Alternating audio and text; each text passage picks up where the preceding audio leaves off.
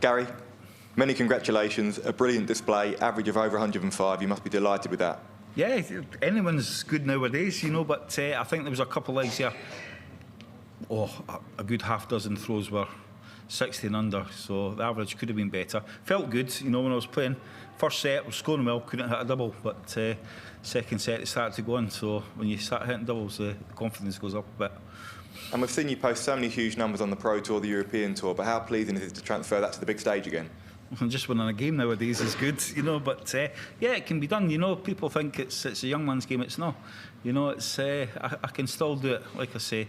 Ty's, we came up on Saturday, so me and Ty's been in the room for the last 3 days, and he's been dragging me out for a throw, playing the 1-2-1. He's addicted to 1-2-1, so yeah, so it's got me out of the room instead of just sitting there rocking back and forward on the end of my bed. And just a word on Connor, I know you've got a lot of respect for him, and he pushed you all the way tonight, didn't he? Connor, fantastic player, you know, just like the game before. What a game, Danny Noppet and Justin. A lot of people don't know about Justin, but Justin, I tell you what, he's a serious dart player. You know, one of the nicest blokes on the planet. He just loves everything, and he's going to be good. Same as Connor. You know, Connor's he's a grafter, he's a worker, and he's only going to go up in time. You know, he'll be gutted tonight, but he's got a lot more shots of this than what I have, so I don't think it'll feel too bad for me.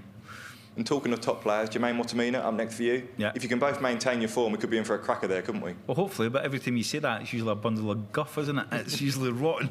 But Anderson Van Gilman, it's going to be a great game, and it's rubbish. But no, Jermaine over the last 18, 24 months, he's went from here to there, his darts, you know, so he's been absolutely fantastic over the last 2 years. So that's another hard one. Thanks, Gary. Well played. Thank you. Did you actually move there? Yeah. Gary, congratulations.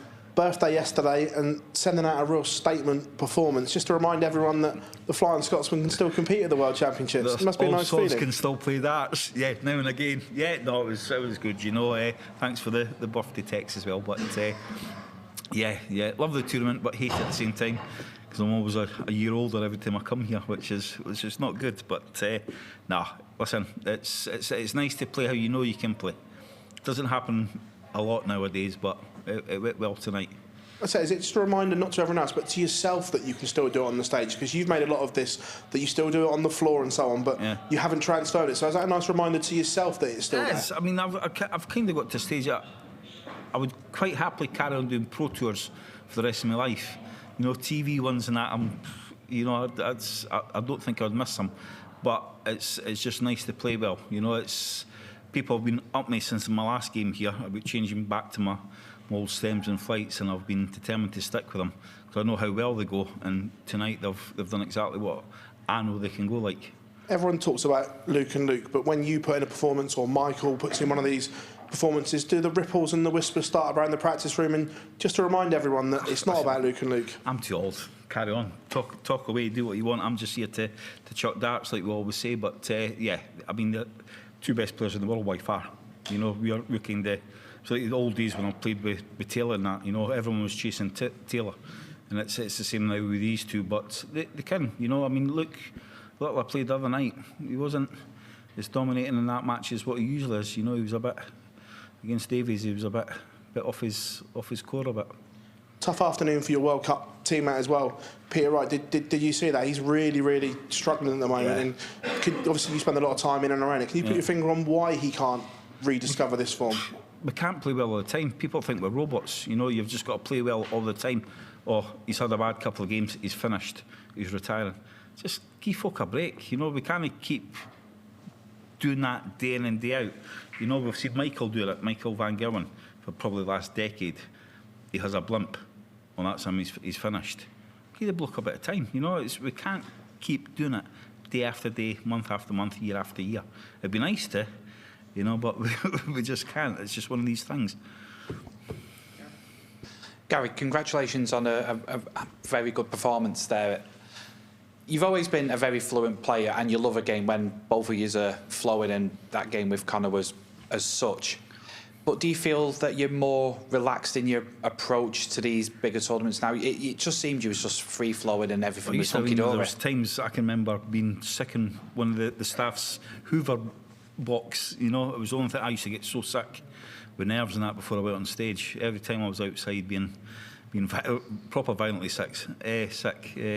But now it's just like, nah, you know what, it just doesn't kick in now. Are you finally enjoying it then? I do enjoy it. It's this bit here that I don't enjoy. But no, I do like playing darts, you know, and it's like I say, wee Ty's playing darts now, so I need to show a bit more interest and kick him up the backside and get him a bit better. And you're going into round 3, obviously you've got the Christmas break, but what's Christmas for the Anderson family this year? Well, I think I'm just going to stick to the greens because my shirt's getting a bit tight on me. So, yeah, no, it'll be good. You know, it's nice to spend time at Christmas. You know, I think for the last 10 years, I've spent my birthday sitting in a hotel room on my own. I can remember turning 50, no one about, sitting on the end of my bed going, oh, this is great, isn't it? But, no, it'll be nice to get back. You know, it's always nice to get back, and especially get into your own bed. Well, it's really good to see you enjoying your game, and we wish you all the very best. Thank you very much. Evening, Gary. No. That's all good. Evening, Gary. Congratulations today. Great to meet you as well.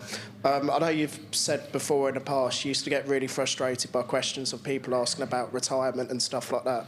When you go and put up 105 averages and win games like that, does it almost feel a bit sweeter, considering you're hitting back at those people? You know what I'm like? I used to, if somebody says something, I'm going to try my damnedest to prove them wrong. It used to be Mardell. Used to wind me up and say, that's it, he's done, he's passed it. Oh, is that right? Don't think so, son. You know, and that's what used to get me going. But it is, I mean, it's listen, I watched Paul the other night, 71 years old, fantastic. I wish I had his commitment to loving darts as much as what he does, because he's an absolute gem, you know, and he just loves playing darts. Doesn't need to play darts, but he just loves playing darts, and he's still bloody good. You know what I mean? He's something else. He's an absolute legend in the game. So age, I don't think matters. We've actually asked a few players here, you know, if you could see yourself playing at 71, do you think you got 16 more years left in you on your key? Have a hell. I'd like to. I've worked out if Ty turns 16 and he's good enough to play on that stage, I'll be 60. So we're going to try to do it. I just want to give him such a hammering on that stage before I finish. But the way he's playing now, I think he's going to do all right in the future. We now have you now have like a £1 million prize potentially up stakes. Could you? When you think of the first darts tournament you won, you know, what was the prize at the time, and set the scene compared to what it is like now? I think it was a chicken hamper and a free set of darts, you know, back. No, we used to play tournaments. Back in the BDO, you'd get beaten the semis or the final, you get a free set of Elk Master darts or something like that, and that was your prize, you know. But, I mean, darts over the last 10, 20 years, especially the last 10 years, you know, it's humongous. And it's great to see all the youngsters playing, you know. You know, there's kids. I do a lot of exhibitions, and we used to play the old boys of the pub, or the darts team. Now it's from 6 years old to 12-year-olds. That's all you're playing darts. And just finally, we've seen 16 seeded players have gone out already. I think 3 or 4 of the top 10 are already out as well. You know, what do you think's happened this year? Like, well, I've been looking at a few games, and I like to look at the averages. The averages don't guarantee a win, but it's nice to see how they've been playing. But I think they've been rubbish. There's been a hell of a lot under 90 averages, haven't they? And winning. So I don't know. It's just like I say, we're no robots. Sometimes these things happen, but it'll pick up. It'll get better.